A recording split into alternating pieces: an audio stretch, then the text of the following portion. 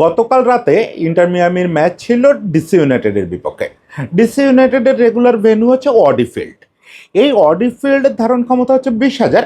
কালকে যেটা করছিল ডিসি ইউনাইটেড, তাদের ওই ভেন্যু ফেলে প্রায় 70 কিলোমিটার দূরে গিয়ে বাল্টিমোরের যে এনএফএল ভেন্যু, ওই ভেন্যুতে ম্যাচ খেলছে, নিজেদের হোম ম্যাচটা। এম&টি বাঙ্ক স্টেডিয়াম, এই বাল্টিমোরের এই স্টেডিয়ামটার নাম। এখানে এর আগে কোনোদিন সকার বা ফুটবল খেলা হয় নাই। এটা এনএফএল ভেন্যু। এটা হচ্ছে বাল্টিমোর রেভেন্স নামে একটা দল, জায়ান্ট দল এনএফএল, ওদের ভেন্যু। ধারণ ক্ষমতা 71,000-এর উপরে। বুঝতেই পারতেছেন যে ডিসি ইউনাইটেড কেন নিজের অডিফিল্ড 20,000-এর অডিফিল্ড ছেড়ে ওই 71,000-এর ওই বাল্টিমোর স্টেডিয়ামে গিয়ে হাজির হয়েছে এই ম্যাচ। তারা ওই ক্রাউডটাকে কাজে লাগাতে চায় এবং যত ক্রাউড এই ম্যাচ দেখতে চায় তাদের সবাইকে, অধিকাংশকে অ্যাকোমোডেট করতে চায় এবং সেখান থেকে আয় করতে চায়। দেখেন, এই যে বাল্টিমোরে গিয়ে ওই স্টেডিয়ামে যখন তারা খেলতে চায়, সেটা তো বিনা পয়সা হয় নাই। ওই কর্তৃপক্ষকে বড় অঙ্কের টাকা দিতে হয়েছে। তারপরে এনএফএল এর স্টেডিয়ামে সবসময় টিকিটের দাম অত্যন্ত উচ্চ, সকার ম্যাচের চেয়ে প্রায় দ্বিগুণ। $500 $600 হচ্ছে ভালো টিকিটের দাম। সেই টিকিট থেকে হিউজ টাকা আসছে।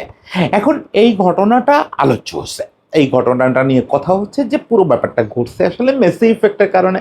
মেসিকে দেখার জন্য বাল্টিমোরের মতো সকার বর্জিত একটা জায়গা, ফুটবল বর্জিত একটা জায়গায় এরকম জোয়ার আসছে, সেই জোয়ারটাকে কাজে লাগাচ্ছে। এতে বোঝা যায় আমেরিকায় সকার একটু পায়ের নিচে মাটি পাচ্ছে না। আমি এই ঘটনাটায় তা বলি না, আমি বলি বরং আপনি এখানে অন্য একটা ছবি দেখেন। সেটা হচ্ছে এই যে বাল্টিমোরের যে স্টেডিয়ামটার সামনে একটা বাচ্চা একটা প্লাকার্ড নিয়ে দাঁড়ায় আছে। বাচ্চাটা মোটামুটি নিশ্চিত আমেরিকার একটা সচ্ছল ফ্যামিলির, মানে ওদের যে স্থানীয় হোয়াইট আমেরিকান এই ফ্যামিলির ছেলে। সে তার প্লাকার্ডে লিখে নিয়ে আসছে যে মেসি, তুমি আমাকে ফুটবলের প্রেমে ফেলছো। সেটা স্প্যানিশ ভাষায় লেখা। আমি বলি এইটা হচ্ছে মেসির ভূমিকা।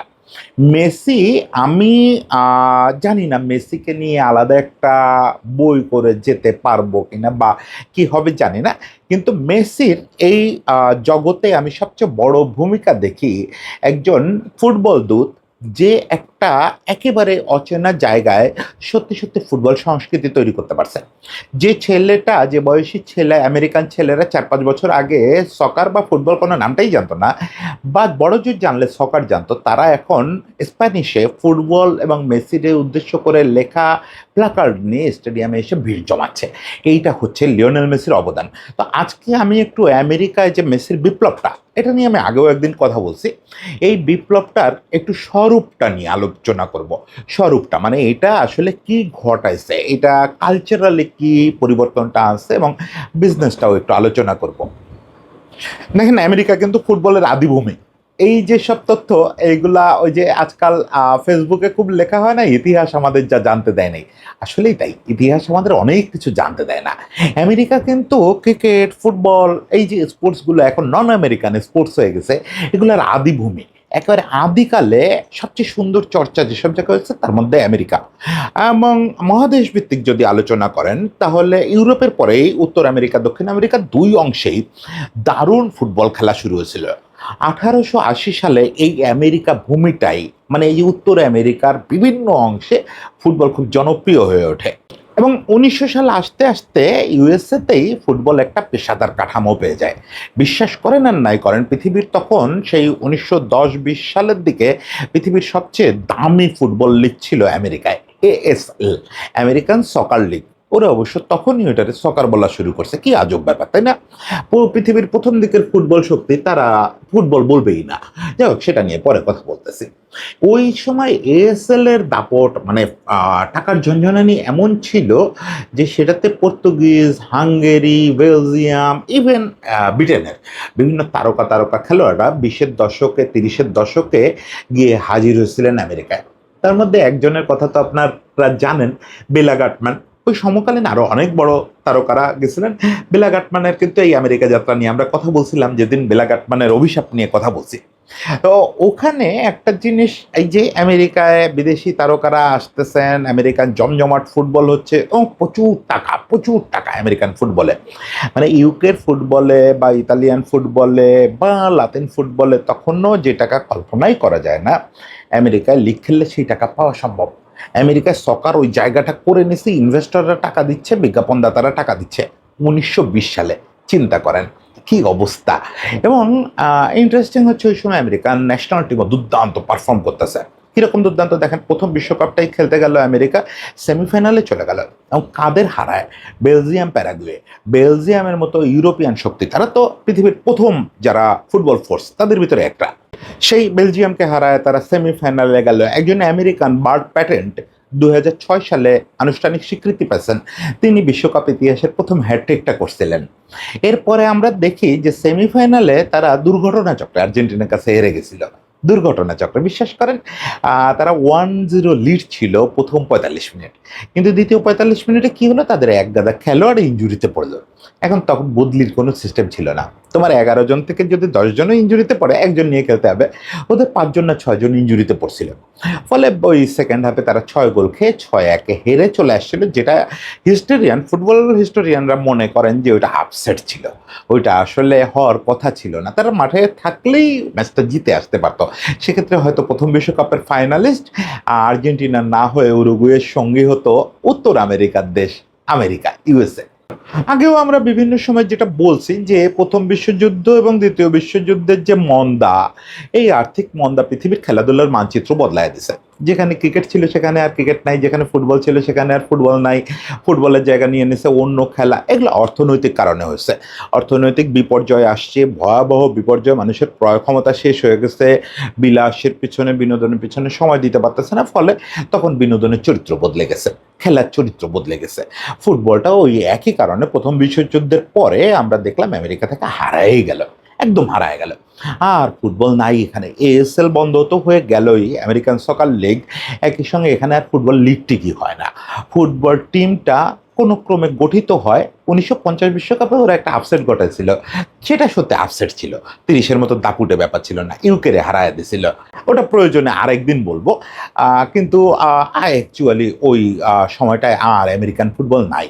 কিন্তু 60-70-এর দশক জুড়ে ফিফা খুব চেষ্টা করলো ইউএসএতে ফুটবলের বীজ বপন করতে। যদিও এই বীজ বপন শব্দটার সঙ্গে আমি একমত না, আপনারাও একমত হওয়ার কথা না। এতক্ষণে তো আপনারা জেনে ফেলছেন যে ইউএসএতে ফুটবলের বীজ অনেকের আগে বপন করা। তারা চাইলো ইউএসএতে ফুটবলকে নতুন করে জনপ্রিয় করতে, কারণ কি আমেরিকান বাজার, সব খেলাধুলার আপনার দুটো ইয়ে থাকে, মুখ্য থাকে যে কোথায় কোথায় পৌঁছাতে হবে। একটা হচ্ছে চায়নার বাজারে আর একটা হচ্ছে আমেরিকার বাজারে।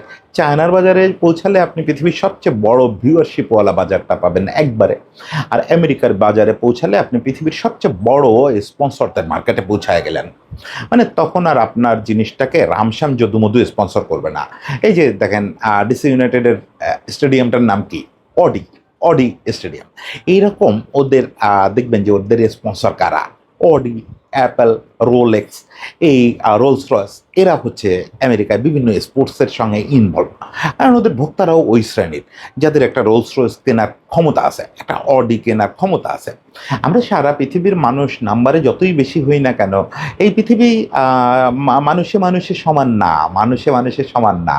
যে ভোক্তার সামর্থ্য বেশি তার গুরুত্ব বেশি। ফলে আমেরিকান ভোক্তাদের মারাত্মক গুরুত্ব, মারাত্মক গুরুত্ব, কারণ ওখানে ওই ভোক্তার সামর্থ্য আছে বড় পণ্য কেনার, দামি বিলাসবহুল পণ্য কেনার। ফলে ও যে খেলা দেখে ওই খেলাটাই পৃথিবীর সবচেয়ে লোভনীয় খেলা হবে।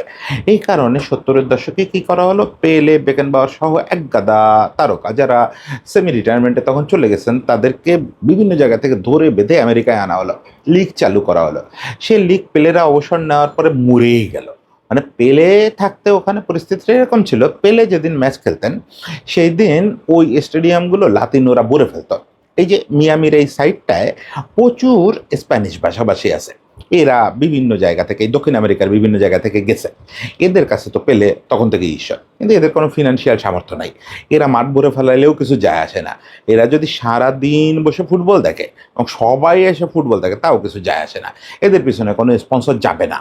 পেলে যখন আমেরিকায় সকার লিগ খেলতে আসলেন তখন কার্যত দৃশ্যটা হলো পেলে যেদিন খেলতেন লাতিনোরা খুব হইচই ফেলে দিত, লাতিনোদের সন্তুষ্ট করার জন্য হোয়াইট হাউসে পেলেকে ডেকে সম্বর্ধনা দেওয়া হতো, অনেক কিছু করতো, কিন্তু ফুটবল হোয়াইটদের কাছে পৌঁছায় না। মানে যে হোয়াইটরা তখন আমেরিকান বলে বিবেচিত সেই হোয়াইটদের কাছে আর পৌঁছায় না। ফলে পেলেরা অবসরে গেলেন, খেলা ছেড়ে দিলেন পেলে বেকেনবাওয়ার, সঙ্গে সঙ্গে ওই লিগও বিলুপ্ত হয়ে গেল, ফুটবল লিগ বিলুপ্ত হয়ে গেল। এরপর আবার ফিফা চেষ্টা করলো, ফিফা অ্যাকচুয়ালি চেষ্টাটা কখনো ছাড়ে নাই, কারণ তারা জানতো যে আমাদের বিজনেসের আলটিমেটে পৌঁছাতে গেলে আমাদের ইউএস মার্কেটে ঢুকতেই হবে। তারা একটা মরণ কামড় দিল 94-এ, তারা ইউএসএতে একটা বিশ্বকাপ পাতায় ফেলল। এখানে তাদের পরিকল্পনাটা ছিল দুটো, তারা ইউএসকে শর্ত দিল যে ইউএস ফুটবল ফেডারেশনকে যে তোমাদের একটা সকার লিগ চালু করতে হবে রেগুলার। 2 নাম্বার হচ্ছে এই যে এতগুলো স্টেডিয়ামে খেলা হচ্ছে, 1 মাস বসে লোকজন খেলা দেখবে, একটা অভ্যস্ততা তৈরি হবে, 1 মাস পরে তারা ওই লিগের খেলা রেগুলার দেখবে। থোড়বড়ি খারাপ কিচ্ছু হয়নি, ওই স্টেডিয়ামগুলা ওই টিমগুলা ওরকম পড়েই থাকলো। লিগ একটা নাম গাও আসতে চলে, কেউ ওদিকে ফিরে তাকায় না। 2007 সালে আরেকটা ধাক্কা দেওয়ার চেষ্টা করা হলো, এই যে আমাদের বেখাম থেকে শুরু করে কাকা অরি এক গাদা খেলোয়াড়কে, তারা রিটায়ার্ড খেলোয়াড় অ্যাকচুয়ালি, তখন বেখাম একটু বয়স আছে, বেখাম তো পরে আবার ধারে ইউরোপেও চলে আসছিলেন, এদেরকে নিয়ে যাওয়া হলো, লাভের লাভ হলো না। দুটো কারণে লাভের লাভ হলো না। 1 নাম্বার হচ্ছে খেলাটা নিয়ে তখন হোয়াইটদের মধ্যে আলোচনা শুরু হয়েছে যে ভিক্টোরিয়ার স্বামী খেলতে আসছে, অমুক তমুক এইসব ব্যাপার আলোচনা হচ্ছে, কিন্তু তারাই তো আবার বুঝতেছে যে এরা তো ওই অর্থে এখনকার অ্যাক্টিভ ফুটবলার না। তখন তো আমেরিকানরা অ্যাটলিস্ট জানে যে হোয়াট ইজ ফুটবল, যারা স্পোর্টস ভক্ত তারা দেখতেছে যে পৃথিবীতে এই মুহূর্তে কারা ফুটবল কাঁপাচ্ছে, আর এখানে যারা আসছেন তারা ওল্ড হর্স। ফলে আর ওর দিকে কেউ ফিরে তাকালো না। তখন একটা জনপ্রিয় ধারণা তৈরি হয়েছিল, ধারণা মানে কি মজা পান তৈরি হয়েছিল, যে বেলা গাটমানের এক অভিশাপে বেনফিকা আর জীবনে কোনোদিন ইউরোপের কোনো ট্রফি জিততে পারলো না। বেলা গাটমান তো ওই যে 20-এর দশকে আমেরিকা ছাড়ছিলেন আবার গ্যাঞ্জাম করে, ওইখানকার এক সব জায়গায় গ্যাঞ্জাম করতেন তো, ওই জায়গার এক ক্লাবের সঙ্গে ওই সময় নিশ্চয়ই মনে মনে অভিশাপ দিচ্ছেন, তবু এখানে আর ফুটবল দাঁড়াবে না, এই আমি গেলাম গিয়ে। ওনার অভিশাপ তো আর কাটানো যায় না। এখন এইটা মোটামুটি আমরা বুঝে ফেললাম যে অভিশাপ বেলা গাটমানের হোক পেলের হোক, কারোর না কারোর অভিশাপ আছে, এই জায়গায় ফুটবল দাঁড়াবে না। যত চেষ্টা করা হোক না কেন এখানে ফুটবল হবেই না। ওরা তো ফুটবলই বলে না, ওরা বলে সকার। এখানে আপনি ফুটবল কিভাবে করবেন? ওরা ফুটবল বলতে বোঝে হচ্ছে ওদের যে ওই যে হেলমেট টেলমেট পরে যে ডিম্বাকৃতির যে বলের খেলাটা, এটা তো হবে না, এটা তো হবে না। তাহলে আমরা কি হাল ছেড়ে দেব? না, শেষ ধাক্কাটা দিলেন ডেভিড বেকহাম। ডেভিড বেকহাম যখন এলে গ্যালাক্সিতে আসলেন, উনি একটা শর্ত দিছিলেন যে আমাকে টাকা তো এইসব দিবেন, এরপরে যখন মেজর সকার লিগ নেক্সট টিম বাড়াবে আমার ওই সময় এই নামমাত্র মূল্যে একটা ক্লাব করার সুযোগ দিতে হবে। তাই হলো। ডেভিড বেকহামের নিজে তো ক্লাব করার মতো অত টাকার মালিক না, উনি কয়েকজন আমেরিকান ইনভেস্টর নিলেন, নিয়ে একটা ক্লাব করলেন ইন্টার মায়ামি, এবং সেই ক্লাবে উনি কেমনি কী করে লিওনেল মেসিরে আয়না হাজির করলেন। তারপরে তো মেসিরে কেন্দ্র করে কারা কারা আসছে, বুস্কেটস, আলবা, সুয়ারেজ, এখন তো আর্জেন্টিনার একটা ইয়াং স্রোত পৌঁছাইছে ওইখানে। এই সব কিছু মিলায় কিন্তু এমএলএস রাতারাতি চেহারা বদলায় ফেলল। বিজনেসের দিক থেকে এমএলএস কি লাভটা দিছে এই 3 বছরে, সেটা প্রত্যেকটা ডাটা বলতে গেলে, এত ডাটা তো আমি মুখস্থ বলতে পারি না, শুধু ইন্টার মিয়ামির কথা বলি। ইন্টার মিয়ামির ভ্যালুয়েশন ছিল মেসি আসার আগে $500 মিলিয়ন কাছাকাছি, এখন সেটা $2 বিলিয়ন কাছাকাছি। আপনি কল্পনা করতে পারতেছেন? মানে একটা আমেরিকান ক্লাবের ভ্যালুয়েশন 4 গুণ বেড়ে গেছে একটা খেলোয়াড়ের উপস্থিতির কারণে। এই যে স্টেডিয়ামগুলোর অবস্থা দেখেন, আগে আমেরিকান ফুটবল স্টেডিয়ামগুলো, সকার স্টেডিয়ামগুলো ছিল 20,000 15,000 এই ধারণ ক্ষমতা সম্পন্ন। এখন মেসি আসায় এই স্রোতটা সামলানো যাচ্ছে না, বা যথেষ্ট ব্যবসাও করা যাচ্ছে না। ফলে তাদের এনএফএলের কাছ থেকে প্রায়, এই গত বছরও কলম্বাস এই কাজ করছিল, এনএফএলের কাছে এনএফএলের এক স্টেডিয়ামে খেলতে চলে গেছিল।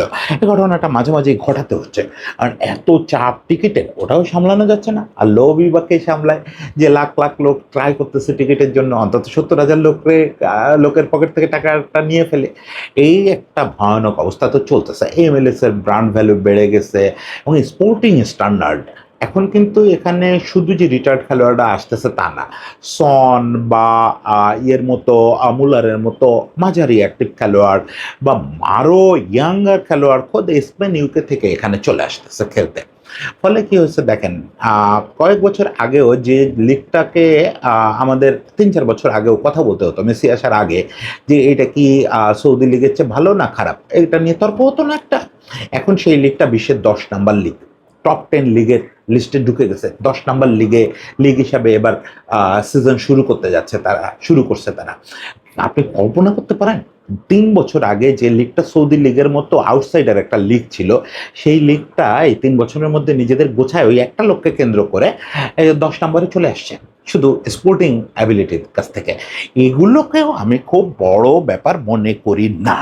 আমি বলি ফুটবল সংস্কৃতি তৈরি করা, ফুটবল বলতে শেখা আমেরিকানদের, এইটা হচ্ছে মেসির বিপ্লব। দেখেন, মেসি কি পেলে, মেসি কি ম্যারাডোনা, মেসি কি রোনালদোর চেয়ে গ্রেট, এগুলো প্রত্যেকটা ব্যাপারে আমার মত হচ্ছে মেসির পক্ষে।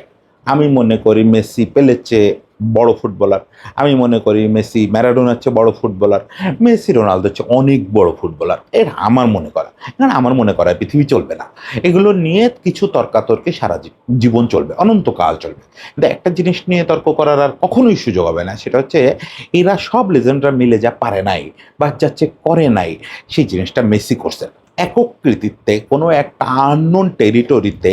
সে ফুটবল শব্দটাকে প্রতিষ্ঠিত করছে, ফুটবল খেলাটাকে প্রতিষ্ঠিত করছে। এই ইতিহাস সম্ভবত কোনো খেলাধুলায় নাই যে একজন খেলোয়াড় কোনো একটা আননোন জায়গায়, যে জায়গায় ওই খেলাটা নাই, সেই জায়গায় যাওয়ার ফলে ওই জায়গার স্থানীয়দের মধ্যে ওই খেলাটা আস্তে আস্তে জনপ্রিয় হয়ে গেছে। এতটাই জনপ্রিয় হয়ে গেছে, দেখেন এটা যুক্তি দিয়েই আপনি বুঝতে পারবেন যে এখন হোয়াইট আমেরিকানরা সকারে কতটা আগ্রহী। কীরকম, প্রথমত হচ্ছে আগে এই মেসি আসার আগে সকারের যাবতীয় ভরসা ছিল ওই লাতিনো জনগোষ্ঠী আর হচ্ছে এই ইমিগ্রান্টরা, আফ্রিকান ইমিগ্রান্ট, আমাদের এশিয়ান ইমিগ্রান্ট এরা। এখন আপনি দেখেন $500 $600 টিকিট কেটে ওই NFL এর একটা স্টেডিয়াম ভরানোর ক্ষমতা, বা আপনি মিয়ামির যে পুরনো স্টেডিয়াম, মিয়ামি নিজেও তো এখন বিশাল স্টেডিয়াম বানাচ্ছে, অলরেডি বানানো শেষ হয়ে গেছে।